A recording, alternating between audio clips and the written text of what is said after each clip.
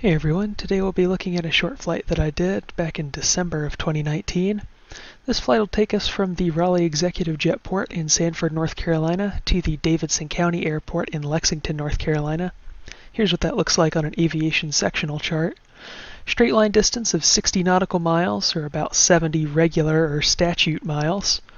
The plane that we're taking is a Piper Cherokee Warrior 2 with the call sign November 2114 Foxtrot, and that's the plane you see in the picture here.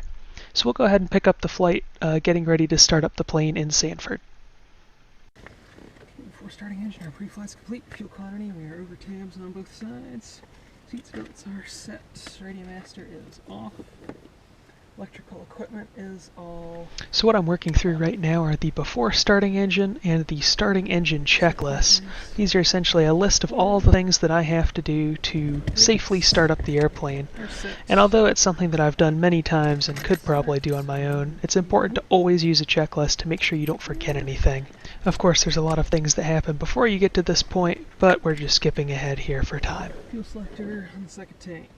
Throttle closed, mixture rich, carpet off. Master on. Annunciator lights, we have 3 of them. Then turn our beacon on. Yeah, there's a pocket up here. Another thing about this is we get a split strobe and beacon switch, so you don't have to have the strobes on if you don't want, which is nice because on the ground they're kind of bright.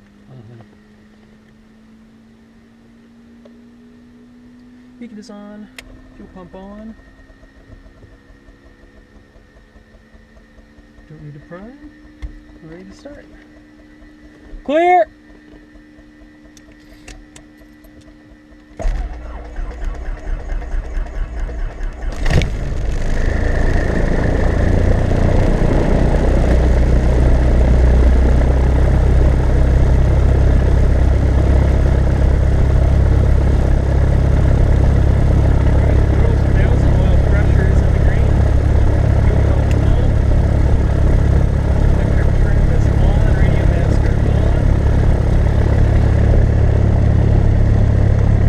So now that we've got the engine started, we'll go ahead and power up the plane's electronics, all the radios and whatnot. Go ahead and put on our headsets as well. The headsets are important not only for talking to air traffic control and everyone in the plane, but also just to protect your hearing because the plane is so loud once you get up in the air. We usually keep the electronics off for starting the engine, both so that all of the plane's electrical power can go to starting the engine, and so that in case there's any weird electrical currents produced by the engine while it's starting, it doesn't damage the electronics at all.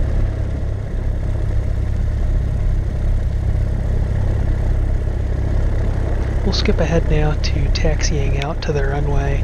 I'm about to pull off to the side here and start working on the before takeoff checklist, and that starts with getting the weather at the airport.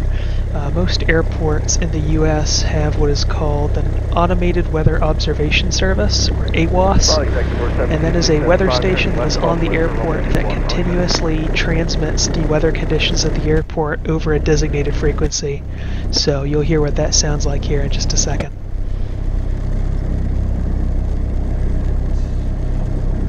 Go ahead and get the weather here.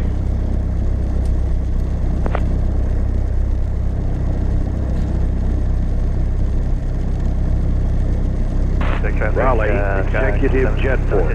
Automated Weather Observation 2137. Zulu Weather. Wind 210 at 6. Visibility 10. Clear below 12,000. Temperature 19 Celsius. Dew point 7. Altimeter 2969. So that's a pretty standard weather report. It gives you the wind direction and speed, the visibility, what the cloud conditions are, temperature and dew point, as well as altimeter setting. Now, altimeters in airplanes work by measuring air pressure, and of course the air pressure changes in the atmosphere from day to day. So to make sure the altimeter is accurate, we use the altimeter setting, which is calculated at the airport. It is essentially what the pressure at sea level would be based on the current air pressure at airport elevation, which in this case is 250 feet.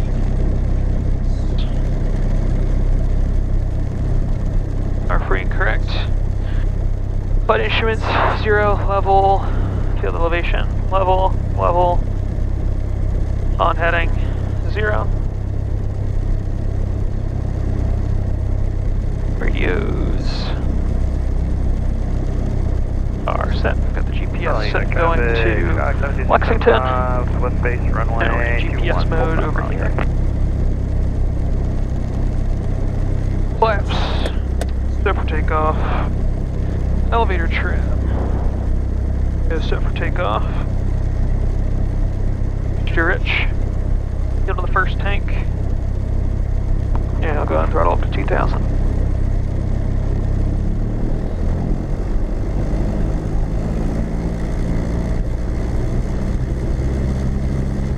There's 2,000, magnetos left. Good, drop back to both. Recovers, right. Good, drop back to both. Recovers.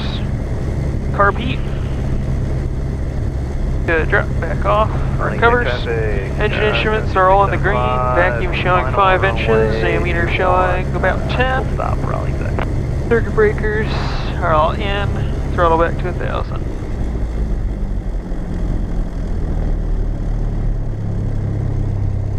And we'll finish everything up at the runway.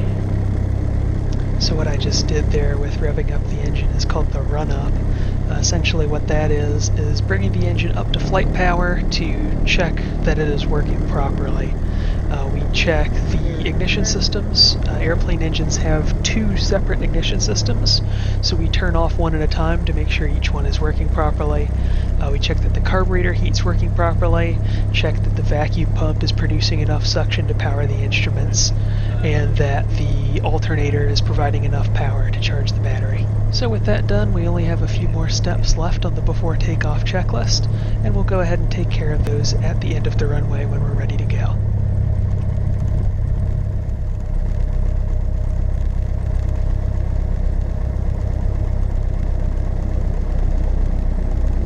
Alright, finishing up the before takeoff checklist. The annunciator lights are off. Autopilot is off with ready light. Door and storm window. Storm window's latch. Door, both latches are set. Fuel pump on, mixture rich. Lights are set. Runway 21, rally check. I see that guy out there. Parking brake off. Before takeoff checklist is complete. We've got time to get out before him.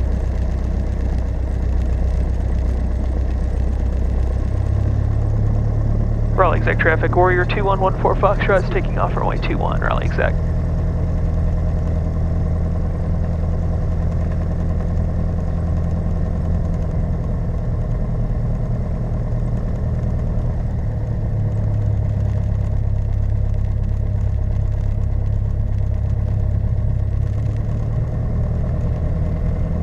Alright, heels down to the floor, full power. Full power set, engine in the green, airspeed alive.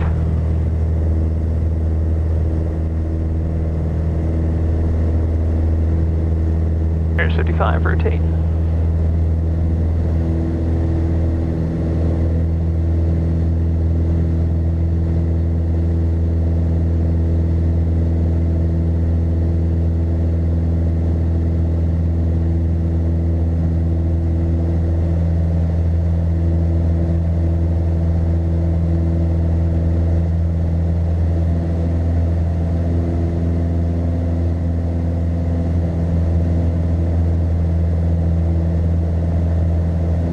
Traffic, this is 972 with the 2 mile final, runway 21, rally check.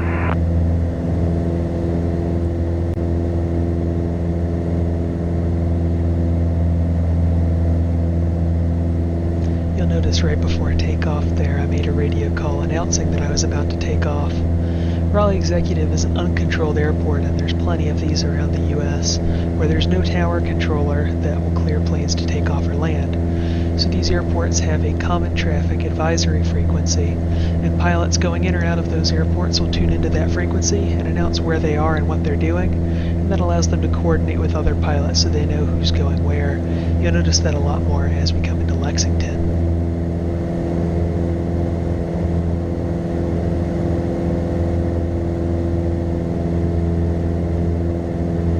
Raleigh EXX traffic, Warrior 14 Foxtrot departing the pattern to the west, Raleigh EXX.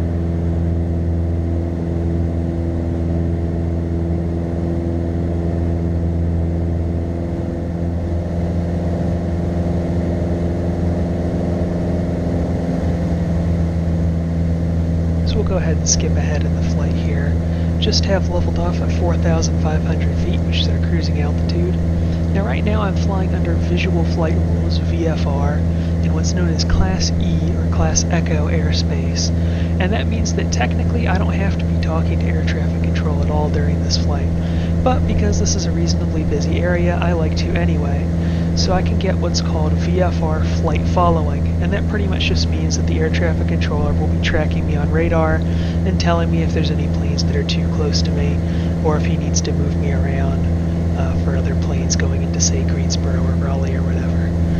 So I'm about to call up the radar controller in Greensboro, who uses the call sign Greensboro Approach, and go ahead and get us on radar tracking.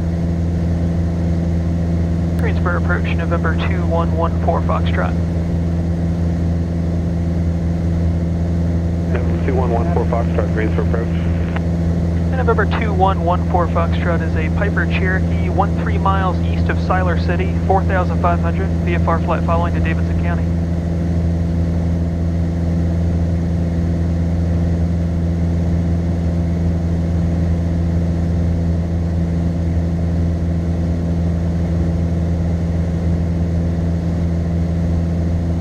November 2114 Foxtrot, ident.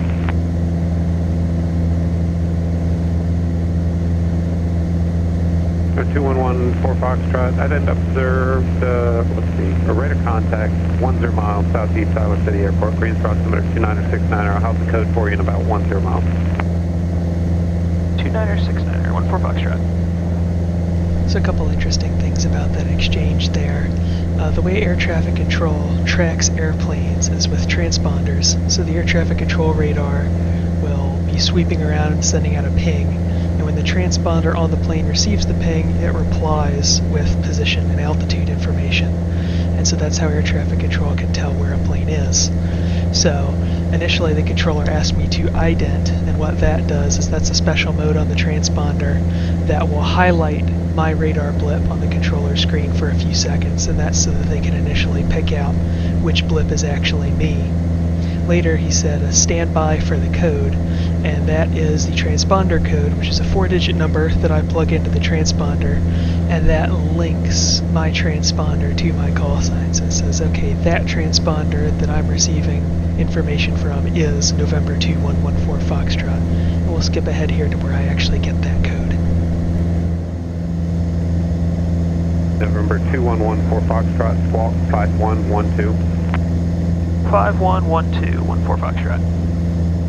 So squawk is just the aviation terminology for setting the transponder code.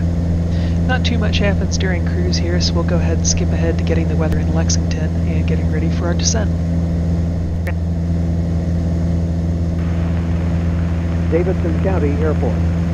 Automated weather observation 2159er. Zulu weather wind 240 at 8 visibility 10 clear below 12,000 temperature 19 so 2 altimeter 2970.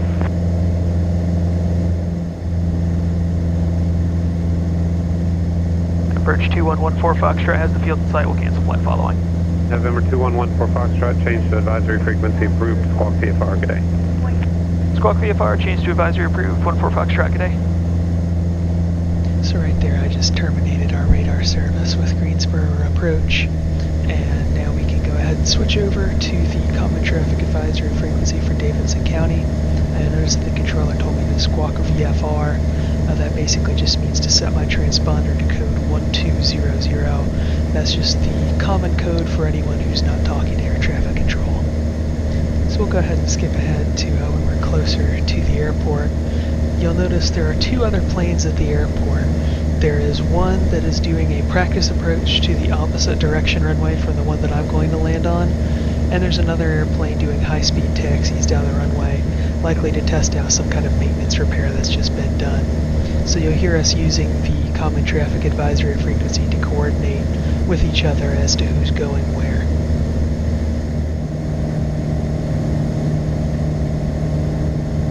Davidson County Traffic Warrior 14 Foxtrot's 5 miles east. We'll be joining the 45 left downwind 24, Davidson County. Tried this guy's doing a practice approach to the opposite direction runway. So I imagine he's not going to be landing. Aircraft on final in Lexington. How far out are you? 2 miles. Okay, we're going to hold short of 24. We're going to do a high-speed taxi on 241 so you are clear. Roger. And where's that other traffic inbound at Davidson County? Are y'all landing 24? We're about 3 miles to the east. We will be joining the downwind for 24. We have you in sight. We'll be coming in behind you. Roger. Thank you. Davidson County traffic, Cessna 39er Sierra, we're circling to land to runway 24. This will be a full stop, Davidson County.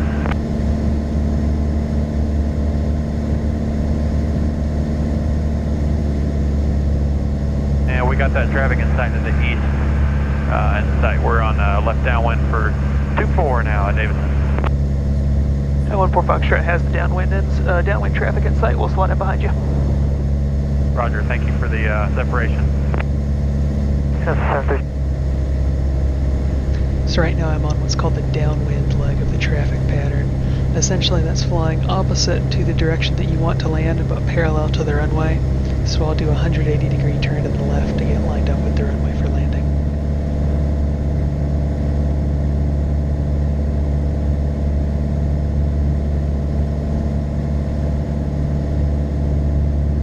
Second aircraft in the pattern in Lexington. Say your position. 14 Foxtrot, we are on the left downwind, about to turn left base for runway 24. Okay, we'll wait for you as well. We're going to do a high-speed taxi once you're done. Ready.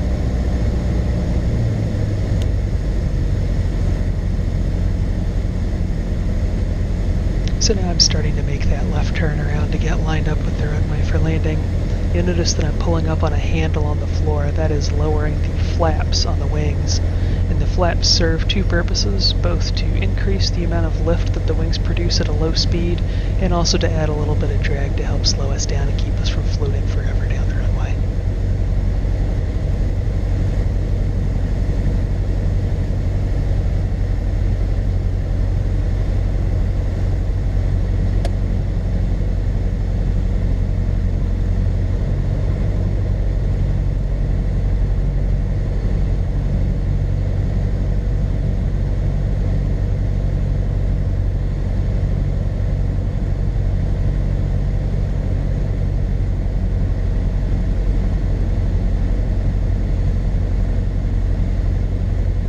Traffic Warrior 14 Foxtrot's final 24 Davidson County.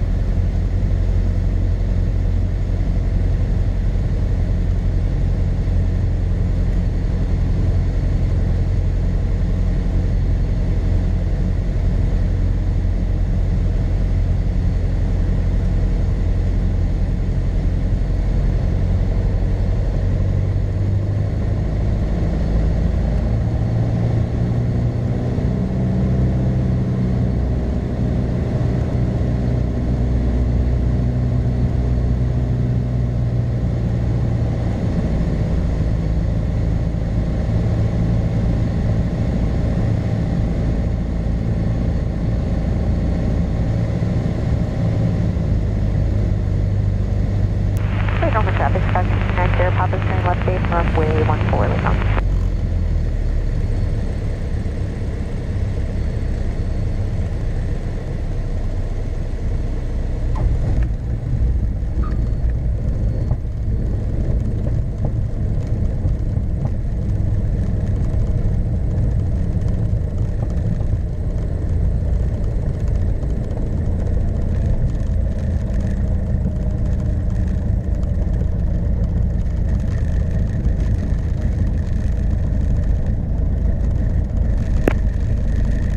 Davidson County Lexington traffic, correction, 2692 Charlie is taking runway 24. We're going to do a high-speed taxi to the other end, exit at the other end. So that was possibly one of the smoothest landings I've ever done. As we turn off of the runway here, I'll go ahead and raise up the flaps and turn off some of our bright exterior lights. We'll taxi straight on into the ramp here. We'll pull up to the fuel pumps to top off on fuel before we head back, and then we'll go ahead and shut down the plane.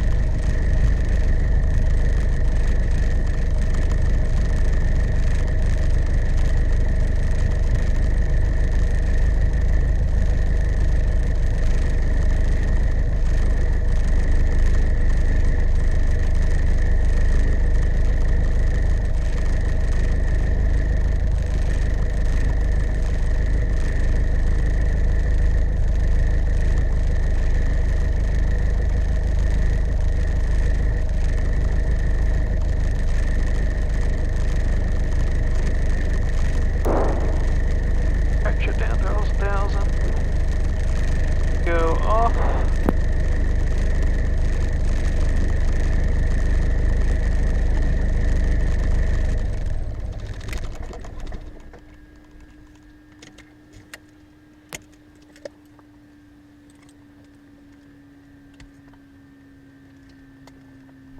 One last interesting tidbit, the way we shut down the engine in these kinds of planes is we actually turn off the fuel rather than turning off the ignition.